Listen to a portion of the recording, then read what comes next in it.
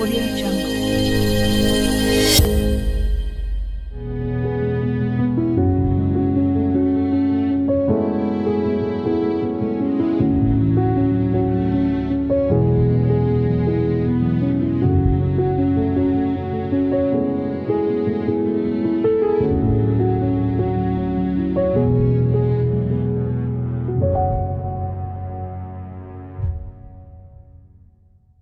Salut Christelle. Salut. Ça va? Ouais, ça va.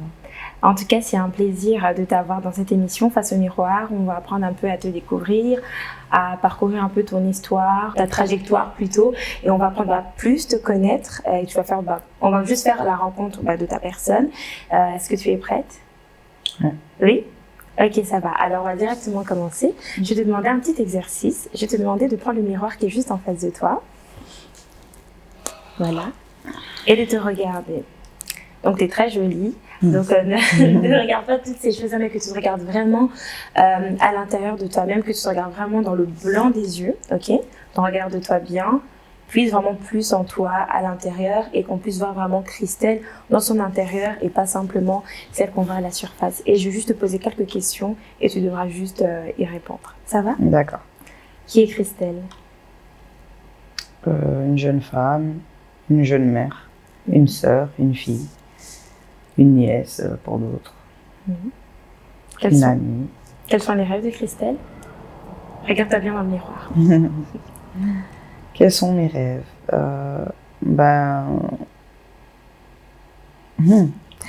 Quels sont mes rêves? Depuis que je suis petite, moi j'ai toujours rêvé d'être coiffeuse, tout ce qui touche à la coiffure, l'esthétique et tout. Ça c'est vraiment mon rêve depuis que je suis petite en fait. Et je me rappelle, ma mère, elle n'était pas trop pour. Pour elle, elle me disait que c'était pas un métier sérieux ou un truc du genre. Mais, et donc, du coup, j'ai toujours un peu, on va dire, mis ça de côté et fait ce qu'il fallait faire, ce qui était bien selon ma mère. Et au final, en fait, cette passion, elle est revenue, je peux dire qu'elle est vraiment revenue depuis 2015. Depuis 2015, elle est revenue. Et au début, j'ai commencé à maquiller mes proches ou à coiffer juste mes proches. Bon, la coiffure, j'ai toujours fait. J'ai toujours coiffé depuis que j'ai l'âge de 12 ans. Donc, du coup, voilà. Mais tout ce qui est maquillage et tout, je me rappelle, en fait, mes proches, c'est plus mes proches qui m'ont encouragée dedans. Elles me demandaient, ah, mais maquille-moi, tu te maquilles toujours bien, maquille-moi. Et au fur et à mesure, en fait, je me rappelle, ce sont mes sœurs qui me disaient, ah ouais, tu dois pas lâcher, en fait, t'es vraiment faite pour ça. Et elles m'ont encouragée en fait à trouver une école et tout. Je me rappelle même quand j'avais trouvé l'école, j'avais pas vraiment les moyens pour payer entièrement. Et il y a une de mes sœurs qui m'avait encouragée, genre elle a mis la moitié et tout. Après quand j'ai été inscrite, ensuite il fallait du matériel et je me rappelle, j'avais toujours pas les moyens pour payer mon matériel et ma sœur elle était derrière moi, elle lâchait pas l'affaire en fait. Dès qu'il y avait on va dire un petit obstacle ou quoi, genre voilà, elle m'aidait, elle me dit non, t'es vraiment faite pour ça, donc peu importe, on va t'aider parce qu'on sait que voilà, c'est toi, ton truc, c'est ça en fait. Il y a d'autres personnes qui sont faites pour être dans les bureaux, il y a d'autres personnes qui sont faites pour faire autre chose, mais toi, t'as vraiment un don là-dedans et donc ne lâche pas. Et du coup, t'as réalisé ton rêve, on va dire, de petite fille. Voilà, donc j'ai fait mes études d'esthéticienne. Et donc voilà, et après j'ai continué, je maquille, je coiffe. Donc voilà. Après, c'est pas encore aussi grand que je le souhaite. Enfin, je suis pas encore arrivée vraiment à la place où je souhaiterais arriver. Mais voilà, le fait de pratiquer ma passion et tout, pour moi, c'est déjà bien. Okay. J'ai une autre question pour toi. Toujours, tu te regardes bien dans le miroir. Quelle est ta plus grande réussite? Ma plus grande réussite, je dirais, c'est mes enfants, franchement. Je dirais, c'est mes enfants parce que sans eux, je serais peut-être une autre personne, en fait. Voilà. Je serais pas la personne que je suis aujourd'hui. En fait, comment expliquer? Ma motivation, c'est eux. Même quand j'ai des moments de faiblesse et tout, eux, ils sont là, je les vois, ils sont joyeux, ils sont autour de moi, donc... Voilà, quoi. Donc ta plus grande réussite, c'est tes enfants. Ça me donne la force, ça me donne la motivation, ça me donne en fait des ambitions, quoi. Je veux dire, ça me donne, ça me fait toujours voir plus loin, on va dire. Et une chose peut-être que tu regrettes ou ton plus grand échec, si on veut quelque chose que tu as appris et que tu sais qu'aujourd'hui peut-être quelque chose que tu aurais préféré faire différemment. Quelque chose que j'aurais fait, ouais, j'aurais été pas pressée en fait, on va dire. Regarde-toi bien dans ma jeunesse, bon, je m'estime toujours jeune, mais quand je dis dans ma jeunesse, dans la partie de mon adolescence à devenir une jeune femme, je pense que j'ai un peu trop brûlé des étapes, j'ai été trop pressée et je me remettais pas souvent en question en fait. Donc c'est-à-dire que par exemple, je prenais des décisions sans voir que un jour, tu auras tel âge, tu auras encore d'autres ambitions, tu feras d'autres choix de vie. Et donc, je pensais pas comme ça, en fait. Voilà. Par exemple, quand j'étais plus jeune, je pensais pas être la femme que je suis aujourd'hui, par exemple. Ouais. Donc, voilà. Je m'arrêtais au moment où on était, au moment présent. Je m'arrêtais au fait que, écoute, voilà, t'as 16 ans, t'as 18 ans, et voilà, c'est tout. Mais je me projetais pas dans un avenir lointain. Ok. Donc, voilà. D'accord. Je dirais juste ça. D'accord. Merci. Tu peux déposer le miroir. On va continuer à décortiquer un peu ce que tu as dit. Tu nous as un peu parlé de ton enfance, de la femme que tu es aujourd'hui. Et on va décortiquer par rapport à tout simplement ce que tu as dit. Pour commencer, je te propose une photo. C'est une photo de toi. Tu peux juste nous expliquer quel âge tu as sur cette photo et où tu es sur cette photo. Là, j'ai 1 an. Et je suis dans une fête. Je pense que c'était l'anniversaire d'un de mes oncles. En Belgique? Non, pas en Belgique. C'est à l'étranger, dans un autre pays? Okay. Ça doit être en France, oui, parce que c'est mon oncle qui vit en France, donc voilà. Ok. Et t'as 1 an, c'est un peu ton enfance et c'est souvent là qu'on se construit. Est-ce que tu sais nous expliquer un peu ton environnement, dans quel environnement tu as grandi, tes habitudes? Tu nous as parlé de tes rêves déjà, tu aimais bien la coiffure et toutes ces choses. Dans quel environnement Christelle, à cet âge-là, grandissait?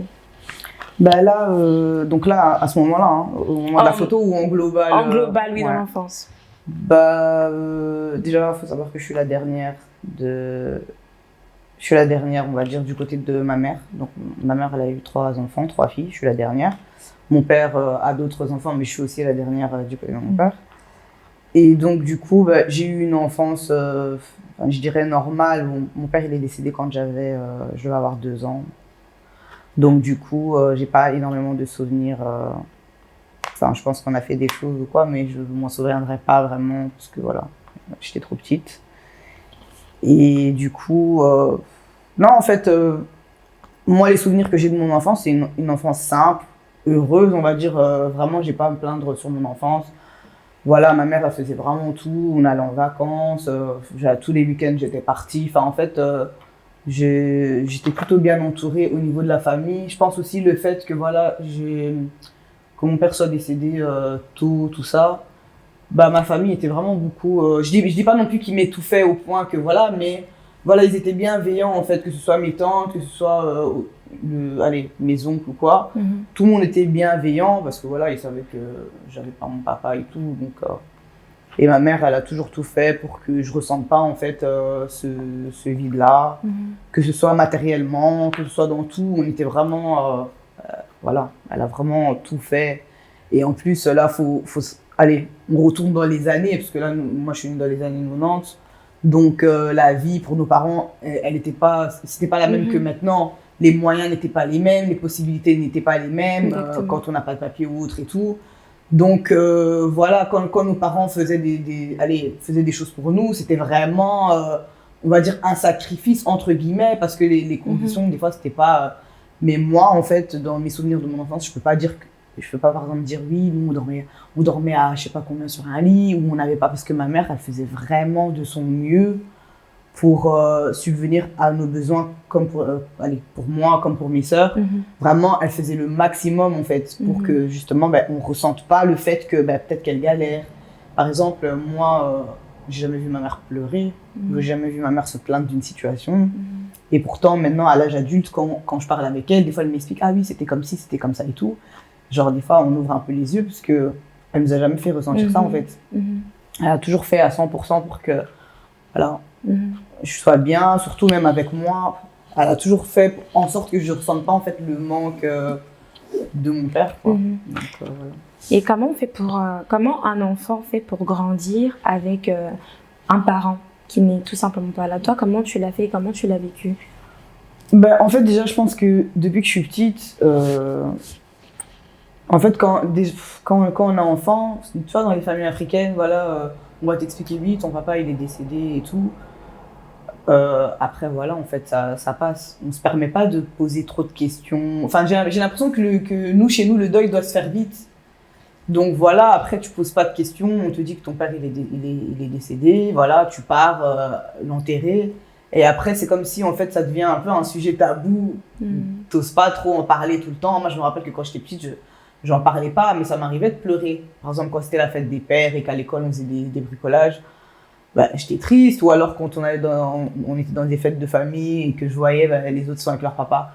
Parfois, ça m'arrivait d'être triste, mais en fait, j'ai toujours, comment dire, caché mes émotions, je sais pas comment on dit. Depuis que je suis petite, je suis comme ça. Et au final, bah, c'est un trait de caractère que j'ai gardé même maintenant à l'âge adulte, en fait. Genre, Mais ça commençait déjà dans ton enfance, ouais. en fait. Et pourquoi parce que normalement, un enfant, quand il est petit, ben, il sait pas contrôler ça, en fait. S'il est triste, il montre qu'il est triste, ou il pleure et tout.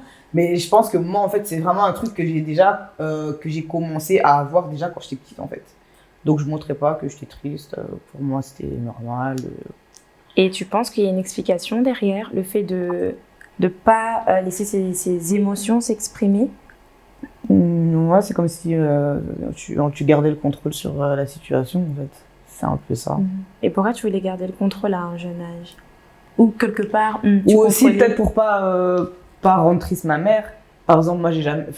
Jusqu'à un certain âge, en fait, je parlais jamais à ma mère. Oui, pourquoi mon père? Pourquoi ci ou ça? Je lui disais jamais ça, en fait, parce que j'avais pas envie de la rendre triste. J'avais pas envie, en fait, de la ramener à ce passé-là. Enfin, que oui, voilà. Donc, on n'en parlait pas, en fait. On n'en parlait pas. Et puis... c'est au fur et à mesure, quand j'ai commencé encore à grandir, j'étais toujours en primaire, mais que j'avais quand même un peu plus grandi et tout. Bah, de temps en temps, je posais des questions, parce que des fois, à l'école, on vous fait faire des exercices, on vous pose des questions sur votre famille. Et genre, t'es là, tu sais pas quoi répondre, en fait. Donc, du coup, j'essayais de temps en temps de lui poser un peu des questions, et donc elle me répondait, mais je rentrais pas plus en profondeur. Donc, voilà. Parce que tu voulais pas la remettre dans un Oui, état voilà. de tristesse. Ouais, voilà. Donc, mais et toi, dans tout ça? Voilà. Bah, pour moi, vu que j'avais déjà grandi comme ça, c'était ouais, voilà, sans plus, quoi. Et bah, du coup, bah, tu as toujours vécu comme ça sans un papa. Tu penses que ça a eu un impact, le fait de ne pas avoir un papa aujourd'hui dans ta vie? Oui, quand même. Ouais. Oui, à quel niveau? À tous les niveaux ou ça non, je dirais pas à tous les niveaux, mais en fait, c'est comme s'il y avait... je dirais pas une moitié de moi que je connaissais pas, mais voilà, on a toujours ce sentiment, ah, si mon père était là, bah, peut-être que j'aurais une autre vie, ou enfin, je me demande toujours, ah, quelle relation j'aurais avec, plein de choses comme ça, en fait. Il y a toujours ce genre de questions-là, est-ce qu'il serait fier de moi ou pas, est-ce que dans telle situation, il m'aurait soutenu ou pas, enfin, il y a toujours ce genre de questions, en fait, qu'on se pose, on se projette. On se projette, mais après, j'ai jamais non plus défini le reste de ma vie sur le fait que voilà, j'ai pas de papa. Bah, pour moi, c'est une triste chose, mais je pense le fait qu'en fait, ça m'est arrivé depuis que je suis toute petite. Voilà, on vit avec, mais voilà, le manque, il est toujours là. C'est vrai que par exemple, quand je parle de mon père, je suis triste, quoi. Donc, voilà. Et tu as des souvenirs non, pas tu avais 2 ans? Non, j'ai pas de souvenirs vraiment visuels et tout. Donc, du coup, on me raconte beaucoup. Par exemple, souvent, la sœur de mon père, bah, elle me raconte beaucoup des petites anecdotes, ou même mes tantes et tout, elles me racontent des petits trucs. Donc, voilà, des fois, ça me permet un peu. Des fois, c'est marrant, je rigole et tout, je m'imagine le personnage, tout ça. Et voilà, quoi. Et aujourd'hui, t'es maman de 3 garçons. Quel conseil en tant que parent, en tant que mère, avec ton expérience, que tu peux donner à un jeune qui aussi, par exemple, n'a pas une maman ou un papa? Comment faire pour continuer à grandir malgré qu'il y a un manque dans sa construction? Juste se dire que si la personne, elle était là, qu'elle serait sûrement fière de la personne que tu es, quoi. Donc, voilà. Même si ces personnes ne sont pas là, même si la maman n'est pas là, le papa n'est pas là, toujours avoir une pensée, en fait, de se dire, bah, je fais telle chose pour ma vie, à moi, personnelle, mais je sais que si mon père ou ma mère étaient là à mes côtés, bah, je serais fière de la femme ou de l'homme que je suis aujourd'hui. Donc, voilà. Et quel conseil tu pourrais donner aux parents aussi, à une maman qui est seule ou un papa qui est seul et qui, malheureusement, bah, voilà, un décès, ça se contrôle pas. Comment faire pour, à ce moment-là, être un bon parent, du moins un parent qui essaie de combler comme il peut au manque de cet enfant?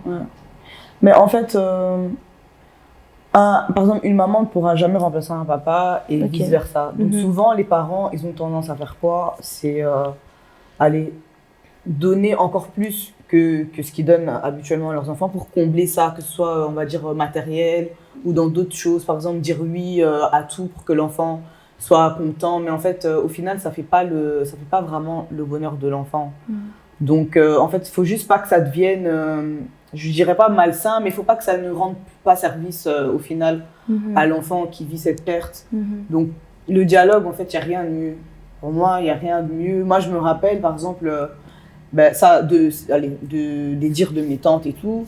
Par exemple, moi, au moment où mon père était décédé, ma mère ne voulait pas que je vois que mon père était décédé et tout. Elle trouvait que ça allait me traumatiser. Et donc, elle n'était pas pour. Et que ce soit ses sœurs ou que ce soit la sœur de mon père et tout, ils n'étaient pas tellement d'accord. Ils disaient oui, mais en fait, il faut qu'elle voie que son papa, il est plus là et qu'il sera plus là, en fait. Et au final, je me rappelle un jour, et ça, j'étais vraiment j'étais petite, hein, et j'ai dit à ma mère, je me rappelle que j'avais jeté des fleurs dans le... Par exemple, j'ai même pas de souvenir de mon père comme quoi j'avais joué avec lui, ou des choses comme ça. Mais la dernière chose dont je me rappelle, c'est d'avoir jeté des fleurs dans son trou, tu vois.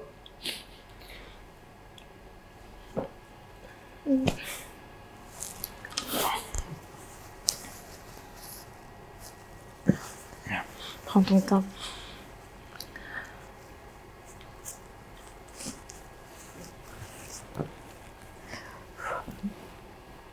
Donc voilà, au final, ça n'a rien de caché aux enfants s'il y a une perte.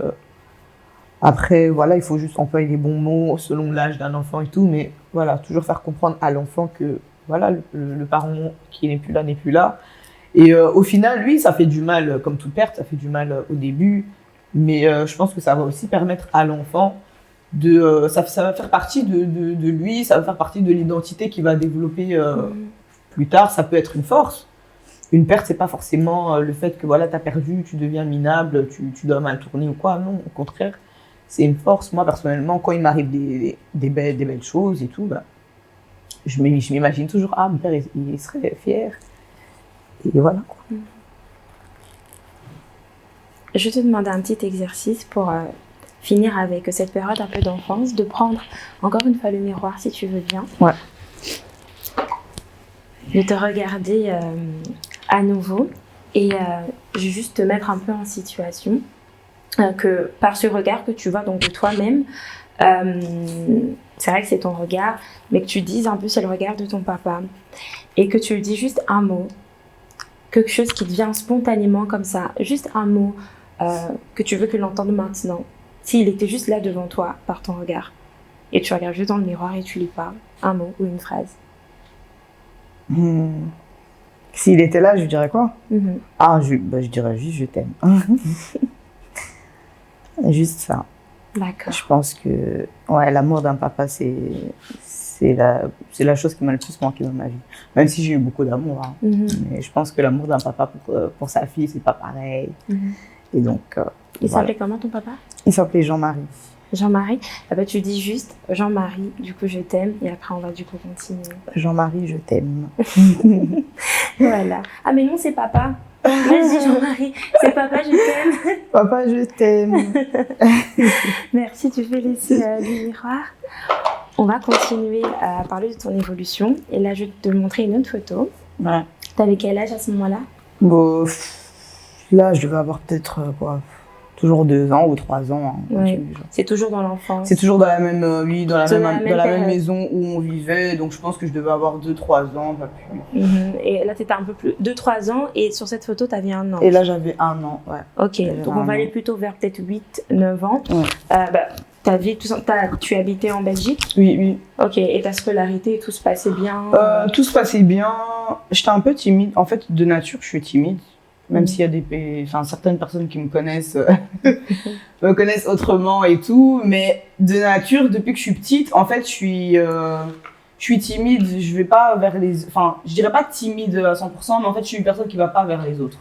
Donc, j'étais un enfant, par exemple, si je me retrouvais avec plusieurs enfants, si je connais, j'allais directement aller vers toi, ok. Mais si je me retrouvais dans un lieu avec des enfants que je ne connaissais pas, je restais dans mon coin. Je peux rester dans mon coin pendant 1 heure, 2 heures, 3 heures. Si on venait pas vers moi, c'est pas que je m'en fous, mais ça me dérangeait pas. Je restais là. Je faisais pas le premier pas en fait. Donc et à l'école primaire, j'étais pareil aussi. Je me rappelle qu'au tout début, je suis venue, j'avais pas trop d'amis, je restais dans mon coin. Et après, au final, j'avais 2 amies et je restais tout le temps avec elles. Tout le temps avec elles. Je restais tout le temps avec elles. Après, je crois que c'est plus vers ma... Bon, déjà, quand je suis arrivée en 3-4e, déjà l'école, ça commençait un peu à être bof, un peu des remarques, des bavardages, distraites, des trucs comme ça. Vers la 4e, pareil, c'est toujours pareil, mais au niveau du travail, ça allait. Je commençais déjà à avoir des petites remarques au niveau du comportement. Mais au niveau du travail, ça allait encore. Et après, arrivé à ma 5e, ça a commencé à toucher aussi le travail, le comportement et tout. Mais bon, après, j'étais pas dans les nuls. En fait, ce qui énervait mes profs, c'était quoi? C'était que j'étais intelligente, mais que je faisais rien du tout. Par exemple, en classe, je faisais autre chose. Je gribouillais des trucs sur un papier et tout, le découter. Je faisais un peu à ma tête, on va dire. J'ai commencé à rentrer dans ma période difficile déjà un peu trop tôt, on va dire. Ok. J'ai commencé à vouloir me rebeller un peu trop tôt, on va dire à partir de la 5e, 6e. C'était... Voilà, je me rappelle où les histoires avec ma maman ont commencé déjà à ce moment-là. Mais sinon non, j'étais plutôt bien intégrée, j'avais des amis, voilà. Mais ça va normal, quoi. C'était une bonne époque. Ouais. On va continuer. C'est une photo de toi. T'avais quel âge sur cette photo? J'avais 16 ans et demi. 16 ans et demi. Ouais. Et qui est Christelle à ce moment-là? Waouh. C'est un enfant qui s'apprête à avoir un enfant. Un enfant qui s'apprête à avoir un enfant? Ouais. Tu peux nous en dire un peu plus? T'avais 16 ans, donc là je pense que t'es en secondaire, oui. Oui, j'étais en 4e secondaire. 4e secondaire. J'étais en 4e secondaire et j'apprends que je vais avoir un bébé. Qu'est-ce qui s'est passé dans ta tête quand t'as su que t'as 16 ans, t'es à l'école, t'es jeune, t'as peut-être beaucoup d'aspirations encore, t'as plein de rêves encore, et que là tu vois que t'as un bébé. Qu'est-ce qui s'est passé dans ta tête à ce moment-là? Bizarrement, en fait, j'étais plus paniquée en fait par le fait de l'annoncer à ma mère que par le fait d'avoir un bébé. C'est complètement fou. Ouais, bizarrement. En fait, je me sentais déjà les épaules pour être une maman, quoi. Mais ça, c'était dans ma tête. Ok. Ouais. Mais c'est quand même... je trouve que c'est quand même fort. Je veux dire déjà que quand même dans ta tête, tu te sentais capable, alors que beaucoup, déjà même en ayant une grossesse, ils se sentent déjà incapables, ils disent bon, peut-être oui, j'ai pas le choix, voilà. Mais toi, de te dire, peut-être au niveau de la pratique, c'est vrai qu'il y avait la réalité, c'est tout autre chose, mais de te dire déjà que... En fait, dans ma tête, je me disais, je vais avoir ma famille à moi. Ok. Et aussi, vu que le papa, il m'encourageait aussi dans ce sens-là, en me disant oui, mais moi je serai là, t'inquiète pas. Donc en fait, c'était oui, je vais avoir ma famille à moi, avec une maman, un papa et un enfant, quoi. Au final, une famille que j'ai pas vraiment eue, parce qu'il manquait toujours le papa. Donc je pense qu'il y a plus ça, en fait. Tout à l'heure, tu m'as posé la question, le fait de pas avoir grandi avec la présence d'un papa, qu'est-ce que ça avait pu... je pense qu'il y a un peu de ça, en fait. Il y a un peu de ça. Voilà. Ouais, maintenant, là, t'allais vraiment faire ta famille au complet. Ouais, voilà. C'est ça. Et quand 16 ans, souvent... Est-ce que 16 ans, c'est jeune pour avoir un enfant? Franchement, oui. Parce qu'en fait, à 16 ans, il y a des personnes, elles savent depuis qu'elles ont, je sais quel âge, on va dire 5 ans, 6 ans, 10 ans, ce qu'elles veulent faire plus tard, ce qu'elles veulent être plus tard, et c'est comme ça et ce sera pas autrement. Donc voilà. Mais moi, en fait, déjà, j'étais une personne où, comme je te disais, je me projetais pas tellement sur l'avenir lointain. Par exemple, pour moi, l'avenir lointain, c'était dans un an. Mais je me projetais pas dans un avenir de 10 ans, dans un avenir de quand j'aurai tel âge ou quoi. Donc, du coup, voilà quoi. Ouais, c'est jeune. C'est jeune. Je me disais pas en fait qu'en faisant ça, après je regrette pas non plus. Ça fait partie de mon histoire, c'est mon enfant, c'est mon fils et tout. Mais voilà quoi, à ce moment-là, je me disais pas, ouais, ça va me fermer par exemple des portes pour faire ceci ou cela, ou ça va me mettre des barrages. Ou, je pensais vraiment pas comme ça en fait. Oui, t'avais pas vu pour moi, c'était vraiment réalité. Non. Ouais. Pour moi, c'était vraiment juste. Est-ce qu'on se rend compte à 16 ans en vrai aussi des réalités? Non. Franchement, à 16 ans, je veux bien que maintenant la génération elle a changé et tout, mais en fait à 16 ans on n'est pas mature du tout.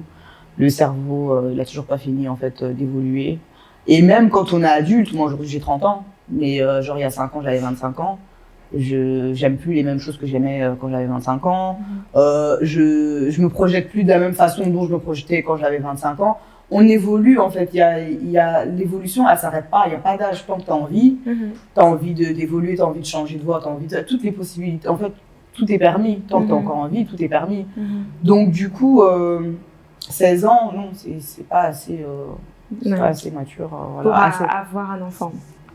Non, franchement, moi je conseillerais pas, j'aurais une petite sœur. Je lui conseillerais jamais. Après, voilà, encore une fois, parce que je sais pas si mon fils verra cette interview. Et il me pose souvent des questions. Hein. Et je lui réponds, moi je dis non, je regrette pas de t'avoir eu. Parce qu'au final aussi, le fait d'avoir été maman jeune, ça a carrément changé toute mon histoire. Ça m'a changé, ça m'a donné d'autres forces en fait. Ça m'a donné d'autres forces, ça m'a donné... moi personnellement, par exemple, c'est vrai que je parle beaucoup de mes enfants, mais je les aurais pas, j'aurais pas... le même point de vue sur la vie que j'ai aujourd'hui. Je me réveillerais pas les matins à... Enfin, en fait, ça donne un sens à une vie. Après, la vie ne s'arrête pas que à là, mais ça donne un rythme, ça donne un sens, ça donne un but. Donc, du coup, en fait, ils sont mon histoire, tu vois ce que je veux dire? Genre, ils ont écrit la suite de mon histoire. Le fait d'avoir eu un enfant à 16 ans a peut-être réécrit mon histoire d'une autre façon. Mais peut-être que c'est une façon plus intéressante que si je l'avais pas lu, ça aurait été une autre histoire moins intéressante. Et à 16 ans, quand on annonce à sa famille qu'on est enceinte, enfin toi, comment du coup ça s'est passé? Pas très bien. D'ailleurs, j'avais écrit une lettre à ma maman et je pense qu'elle l'a toujours. Et dernièrement, j'ai essayé de la chercher chez elle, mais je l'ai pas retrouvée parce que je l'aurais ramenée. Comme un enfant de 16 ans, en fait, qui est paniqué, qui sait pas quoi dire. Et donc, voilà, quoi. T'as écrit une lettre? J'ai écrit une lettre à ma mère.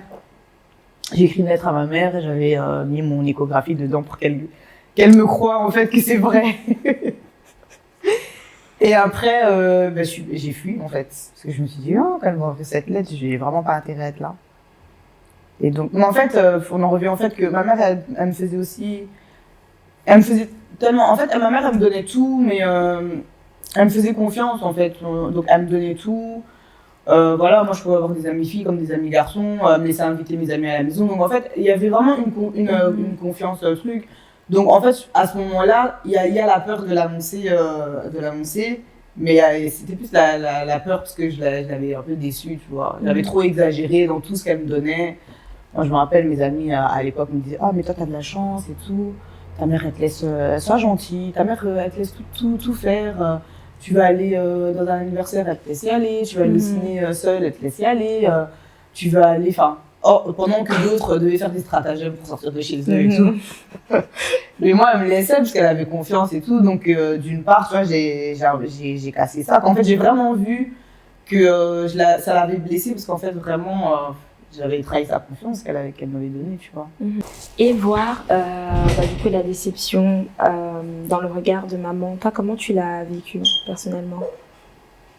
Ça fait mal. Ça fait mal. Et surtout, elle avait peur, tu vois. Elle se dit, ma fille, Genre, mon bébé qui va avoir un bébé.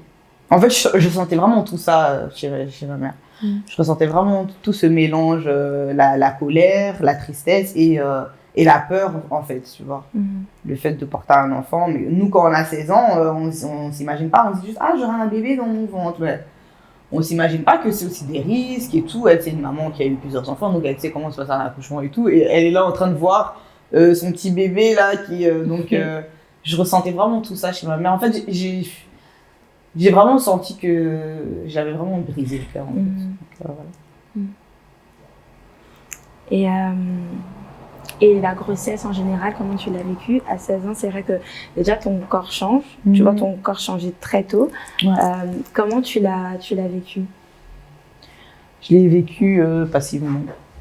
Oh. Ça veut dire qu'en fait, je voyais juste mon corps changer et je savais juste que j'avais un bébé en moi, mais en soi... En fait, c'est comme si... je sais pas comment expliquer. Comme si j'étais à un appartement et qu'il y avait des locataires qui étaient... Pour un peu faire une métaphore, parce que je vois même pas comment expliquer. En fait, c'est vraiment pour montrer que à cet âge-là, on n'est pas conscient. Ouais. Dans notre cerveau... Enfin, moi, personnellement, ma première grossesse, en fait, je l'ai vraiment vécue passivement. C'était juste, oui, j'ai un bébé qui grandit en moi. Mais par exemple, des fois, il m'arrivait des choses, je comprenais même pas. Et je n'osais pas en parler à ma mère parce que déjà que j'avais tu vois, je l'avais déçue, j'avais des trucs et tout, donc je me voyais pas encore venir, oui, maman, je ressens ça, est-ce que c'est normal ou quoi? Donc, je m'arrêtais à ce qu'on me disait à l'hôpital, ce que les sages-femmes ou les médecins me disaient, ah ben voilà, vous avez ci. Par exemple, je vais raconter une bête anecdote, je savais même pas qu'on prenait des vitamines quand on était enceinte. Donc du coup, quand je suis partie chez le médecin et qu'il me dit, alors vous prenez quoi comme vitamine? Je le regarde, je lui dis, je prends pas de vitamines. Mais pourquoi? Donc, tu vois, j'étais même pas informée, Donc, à chaque fois, en fait, voilà, on me dit, tenez, vous devez prendre ça tous les jours, hein, et donc je faisais ce qu'on me disait juste. Donc, voilà, jusqu'au dernier jour, même quand je devais accoucher, je connaissais même pas les signes que voilà, le bébé s'apprêtait à sortir. Donc, j'ai été voir ma mère, je disais juste, oui, j'ai mal au ventre. Mais en fait, je savais même pas que c'était des contractions, par exemple. Okay. Donc, c'est vraiment bizarre, en fait. T'es juste là, tu vis la chose comme ça, quoi. Donc, et ton entourage, est-ce que t'étais... ton entourage était vraiment là pour toi? Oui. On t'aidait dans cette grossesse-là où vraiment tu t'es retrouvée en fait, vu que j'en parlais pas beaucoup, en fait. Bon, oui, ma famille savait que j'étais enceinte tout après, au final, le ventre est sorti, mais... Je parlais pas beaucoup, je me posais pas énormément de questions sur ça. J'allais juste correctement à mes rendez-vous. Quand on me disait quelque chose, je le rapportais à la maison, voilà. Le médecin a dit ceci, cela et tout, mais sinon on n'en parlait pas tellement. En fait, j'avais l'impression que c'était déjà, voilà quoi, je viens avec un gros pavé là et tout, que j'allais pas en rajouter. Donc je restais vraiment calme dans mon coin. J'ai continué à aller à l'école parce que vu que ma grossesse elle était tombée en cours en milieu d'année scolaire. J'ai continué à aller à l'école. Et en fait, ça aussi, je voulais prouver en fait, à ma mère et tout. Parce que ma mère, elle disait déjà, ouais, t'as gâché ta vie et tout. Et donc, je voulais quand même lui prouver que non, c'est pas parce que je suis enceinte que je peux pas continuer à aller à l'école. Donc, j'allais à l'école. J'allais avec mon petit ventre. Voilà, tout le monde me regardait un peu bizarrement. Mais voilà, j'étais à l'école. J'ai réussi mon année. Et ensuite, l'année... donc, après, je passais donc, de la 4e à la 5e. En septembre, je suis retournée à l'école. Bon, là, j'étais à quelques mois d'accoucher et tout, mais je suis retournée à l'école. J'ai commencé une année scolaire normale. Ensuite, j'ai accouché et je suis restée pendant 2 mois à la maison. Et ensuite, j'ai repris mon année scolaire. Donc, j'avais raté 2 mois. Je devais me remettre à jour et tout. Donc, malgré ta grossesse et la venue de l'enfant, tu as continué. Ouais, tu penses qu'à ces moments-là, il faut continuer quand on est une jeune femme ou vaut mieux... il faut continuer? Parce qu'une fois que tu arrêtes, franchement... Ça se complique à moins que tu sois vraiment une personne acharnée, déterminée et tout, mais moi j'ai continué. Personnellement, j'avais pas de raison d'arrêter parce que voilà, j'avais quand même ma mère qui m'aidait s'il fallait garder. Et puis le petit, voilà, j'ai quand même fait en sorte de vite l'inscrire en crèche pour pas me retrouver dans une situation où je pouvais pas retourner à l'école parce qu'il y avait pas de crèche. Donc voilà, l'enfant il avait déjà sa place dans une crèche, donc ça m'empêchait pas d'aller à l'école en fait. Et la vie de maman. Et puis ma mère, elle allait jamais me laisser rester à la maison à rien faire. Ouais. Et la vie de maman, donc tu as eu ton enfant à 16 ans ou c'est... Je suis tombée enceinte, donc j'avais 16 ans et demi, on va dire. Et quand j'ai accouché, j'avais fêté mon anniversaire entre-temps. Donc j'ai eu 17 ans. Donc 17 ans et maman. Ouais. Et comment ça s'est passé? Maintenant, tu as 17 ans, tu es toujours aussi jeune, tu apprends encore à te découvrir toi-même. Mais là, tu as un enfant qui dépend totalement de toi. Ouais. Comment ça s'est passé les premières années?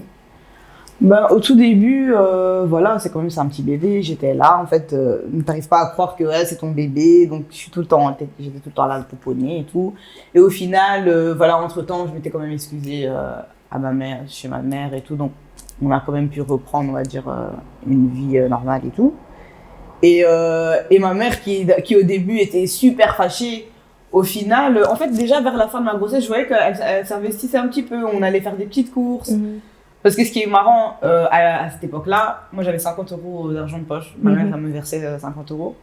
Et donc, c'était mes 50 € à moi pour me faire un peu plaisir si j'avais envie d'acheter des trucs. Et du coup, j'ai acheté des petites affaires pour le bébé. Et c'était pas assez, bien sûr. Donc, ma mère, elle ricanait, ça la faisait rire parce qu'elle savait très bien que j'allais aller nulle part avec 3 petits bodys que j'avais. Donc, après, au final, voilà, de temps en temps, elle me prenait, on allait faire des courses, elle achetait des choses. Voilà, je voyais qu'elle commençait quand même un peu à s'investir dedans. Elle faisait vraiment tout pour que l'arrivée du bébé soit bien. Je voyais que quand même l'idée était quand même rentrée maintenant dans sa tête que y a un petit bébé qui va arriver dans cette maison et tout. Et donc du coup, voilà, une fois que il est né, elle m'a beaucoup aidée en fait. Franchement, elle m'a beaucoup aidée. Bon, c'est vrai que des fois, elle faisait beaucoup de choses à ma place parce que je pense qu'elle avait peur que je fasse mal. Au début, elle me laissait pas tellement prendre mes marques et tout. Bon, après, j'ai un peu rouspété. Donc, du coup, elle m'a laissé un peu plus d'espace. Mais c'est vrai qu'elle était quand même, elle supervisait beaucoup. Ouais. Donc, elle était toujours derrière. Elle veillait vraiment à ce que tout soit OK pour le petit. Donc, je t'ai quand même beaucoup aidée. Que ce soit ma mère, que ce soit mes sœurs, tout. Les tantes qui vivent ici avec nous en Belgique et tout. On t'a beaucoup aidé. Franchement, c'est comme si en fait quand il était venu au monde, tout avait disparu, on va dire, tout ce qu'il y avait eu avant avait un peu disparu et tout. Donc j'avais beaucoup d'aide. Et quel conseil tu peux donner à une jeune fille qui par exemple est toute seule, justement n'a pas cet entourage-là autour d'elle? Quel conseil tu pourrais lui donner pour prendre soin de son bébé et quelque part aussi d'elle-même et de se battre quelque part malgré tout? Quel conseil je pourrais donner? C'est vrai que quand on est entouré, c'est toujours mieux parce que c'est bien de savoir, on va dire, soutenu. Parce qu'être maman, c'est pas facile. Il y a des jours avec, il y a des jours sans. Et puis là, en fait, on a la vie de quelqu'un entre nos mains. Donc, on pense plus qu'à nous. On pense même plus à nous, en fait. Donc, c'est pas toujours facile, mais c'est pas impossible. Toujours se focaliser sur le bien-être de son enfant, c'est le plus important. Parce que moi, par exemple, de ma propre expérience, ce que je pourrais dire, c'est que c'est pas parce qu'on est au monde qu'on devient maman. Moi, j'ai dû apprendre, en fait, à devenir maman. C'est vrai qu'en fait, j'aimais trop mon fils, hein, sur ça, il y a vraiment pas de... mon fils, c'était vraiment ma vie, je voyais que par lui et tout. Mais apprendre à réellement être maman, penser comme une maman, ça vient pas comme ça automatiquement. C'est pour ça que je reviens sur la question de l'âge. C'est mieux quand on est un peu plus âgé et plus réfléchi. Parce qu'en fait, à ce moment-là, à 16 ans, ou 16 ans ou 17 ans, tu peux te dire « ouais, je suis prête, j'ai les épaules et tout ». Mais on n'oublie pas en fait que, faut pas oublier que tu restes une jeune personne, tu restes une jeune fille. Les jeunes gens, ils ont d'autres activités qu'une jeune maman a en fait. Une fois que t'es maman, tu dois tout revoir. C'est vraiment genre, je dirais pas que c'est un sacrifice parce que j'aime pas ce mot de sacrifice. On fait notre devoir de parents. Mais quand tu es jeune, tu as 16 ans, 17 ans, il y a en fait, comme on dit, chaque chose en son temps, parce qu'on sait pourquoi tu es jeune. Les jeunes, ils pensent à quoi? Ils pensent à aller en cours. Et quand ils sont pas en cours, ils pensent à la détente, ils pensent à sortir, ils pensent à aller en vacances, ils pensent à faire d'autres choses. Mais quand tu as un enfant, il y a des choses je dirais pas qu'il y a des choses que tu peux pas faire. Tu peux toujours voir des amis, tu peux toujours voyager. Mais en fait, tu devras toujours te rappeler que quand je fais telle chose, je dois d'abord penser au bien-être de mon enfant. Est-ce que si je veux faire telle chose, c'est aussi OK pour l'enfant ou pas? Est-ce que si je veux partir une semaine à Hawaï avec mes copines, mais est-ce que je suis sûre que mon enfant, il va rester avec la bonne personne, par exemple? Parce que déjà, quand on est seul, en plus, et qu'on n'a pas de famille qui nous entoure, tu vas laisser ton enfant à qui déjà ça complique déjà la chose.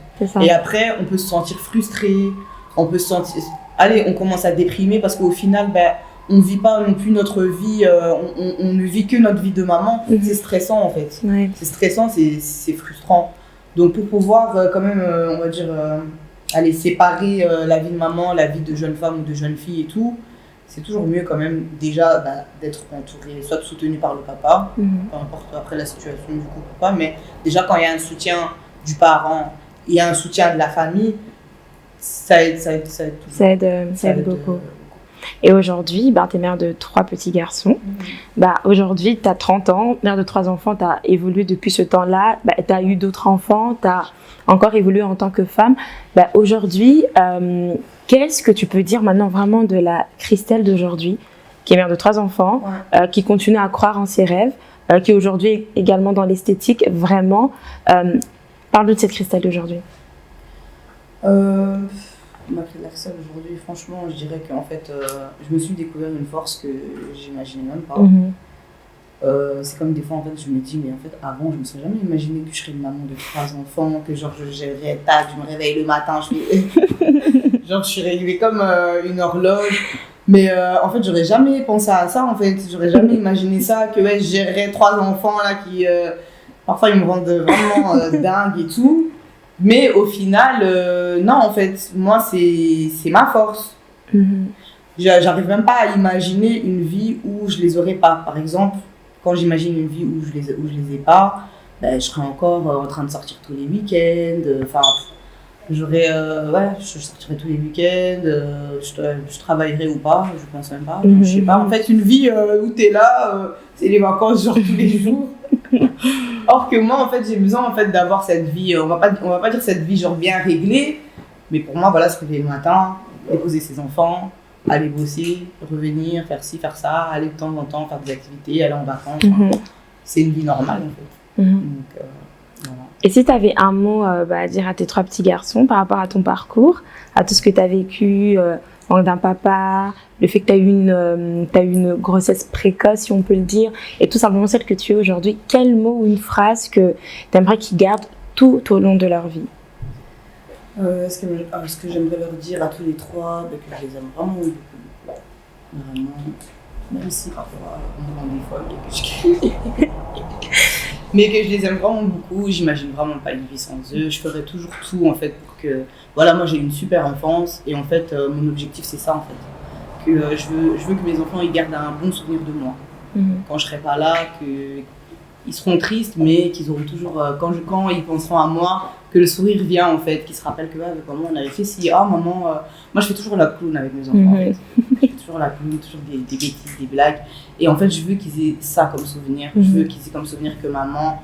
elle faisait tout, en fait, elle ne laissait jamais tomber. Quand il y a un truc à faire, elle le fait. Il y a des jours où je ne suis pas bien, il y a des jours où je suis triste. Enfin, on a tous nos trucs, mais moi, quand j'ai quelque chose à faire pour chez moi, pour mes enfants, fatiguée, malade, triste ou pas triste, je me lève parce que pour moi, c'est mon devoir, c'est comme ça en fait. Et franchement, je souhaite pour eux que plus tard, ils aient, plus tard, dans un avenir très lointain, quand ils auront des femmes et tout, je leur souhaite vraiment qu'ils aient une femme comme ça, en fait, qui lâche rien. Même si elle tombe et tout, elle trouve une solution, elle lâche rien. Donc, voilà, moi, c'est ça. Et pas de bébé à 16 ans, ni à 17 ans. Parce que je ne veux pas devenir grand-mère bientôt. Surtout que mon grand, c'est pour bientôt les 16 ans, 17 ans, là. Donc, pas de bébé. Pas de bébé. Ah, et si tu as un petit dernier conseil pour une jeune fille ou même un jeune garçon, parce que les papas aussi sont totalement impliqués aussi dans cette situation, que tu pourrais donner à une jeune fille qui peut-être est tout simplement jeune et peut-être qui est un peu fofolle, qui aime beaucoup sortir et qui a peut-être déjà des après, c'est pas, plusieurs hommes. Quel conseil tu pourrais donner? Non, après sortir et tout, voilà, c'est pas... pour moi, c'est un moyen de se décompresser, hein, il n'y a pas de souci. Tu peux très bien avoir... Moi, je connais des personnes qui ont une vie... elles charbonnent du lundi au vendredi, mais le week-end, voilà, c'est son moyen de décompresser. Donc jusque-là, il n'y a pas de souci. Mais il ne faut pas se laisser emmener par la fête, en fait. Juste ça, il faut toujours penser à un avenir lointain. faut toujours se projeter vraiment loin. Donc voilà, est-ce que le genre de vie que je mène aujourd'hui va m'aider plus tard, donc pensez à ça. Pour les filles, franchement, ne vous laissez pas effacer. Peu importe que vous ayez un conjoint ou pas, allez, faites-vous passer, parce que je pense que c'est vraiment un défaut que nous, les femmes, on a. Parfois, on s'efface, ou parfois, on fait les choses pour nos enfants ou pour notre conjoint, et au final, on s'est effacé. Ou alors, on a développé notre vie en fonction d'eux, mais il ne faut pas oublier qu'on est des personnes. Si tu as un rêve, donne-toi tous les moyens, peu importe marié, pas marié, enfant ou pas enfant, de se donner les moyens, parce qu'au final, c'est notre propre satisfaction. Allez, c'est pour notre propre satisfaction à nous aussi. Et puis le reste qui nous voit, que ce soit les petits frères, les nièces, les neveux et tout, ça donne toujours la force en fait. Ça donne toujours la force aux autres. Donc juste pas s'effacer, que ce soit pour les mamans, que ce soit pour les papas, tant qu'il y a la vie, il y a l'espoir, il y a toujours moyen, on peut changer de vie quand on a envie. Donc c'est juste le message que moi je veux donner. Il ne faut pas se cantonner dans un truc et au final, la moitié de ta vie va passer. C'est pas ce que tu avais voulu faire. C'est comme par exemple, moi quand je te disais, ma mère elle me disait « Ah mais coiffeuse, mais non, et si, mais ça ». Et au final, ils se sont tous retrouvés à me soutenir pour te dire que au final, tu vois, quand tu es déterminé dans un truc, tes proches, ils vont voir que tu casses la tête avec ça. Et au final, ils vont tous se mettre aussi à t'encourager dans ta voie parce que ils vont voir qu'en fait, c'est ça que tu aimes, c'est ça qui te rend heureux ou heureuse. Et donc, les gens vont te soutenir. Si vraiment ce sont des personnes qui t'aiment et qui veulent ton bonheur et qui veulent juste que tu sois bien, ils te suivront. Donc, voilà. En tout cas, merci beaucoup pour nous avoir partagé ton parcours et ton histoire qui est très édifiante. Et je pense que tu as parlé certainement à beaucoup de jeunes filles, plus particulièrement, mais également des jeunes hommes qui aussi sont impliqués totalement dans une histoire de grossesse. Et merci en fait pour ta sensibilité et vraiment parce que tu as été totalement transparente et tu as dit ta vérité. Et vraiment, vraiment merci mille fois en fait. Merci.